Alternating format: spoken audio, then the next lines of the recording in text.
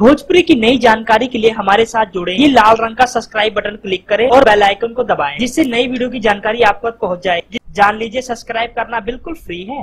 कल हो गए सुपरस्टार अभिनेता दिनेश लाल यादव निरहुआ जी की एक फिल्म, जिस फिल्म का नाम है जिगर। जी हाँ दोस्तों, जिगर में बहुत आग है, ये कहना है निरहुआ जी का। दोस्तों आपको बता दें, सुपरस्टार अभिनेता निरहुआ और सुपरहिट अभिनेत्री अंजना सिंह की जबरदस्त जोड़ी हमें इस फिल्म में देखने को मिलेगी।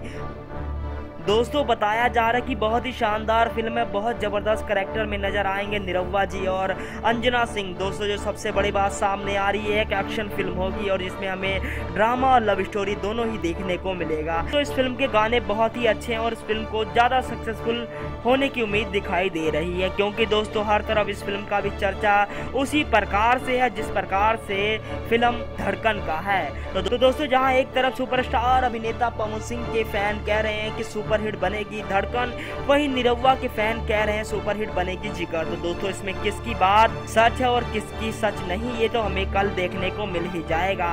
तो दोस्तों याद रहे, कल आपके नजदीकी सिनेमाघरों में रिलीज होगी फिल्म जिगर। धन्यवाद।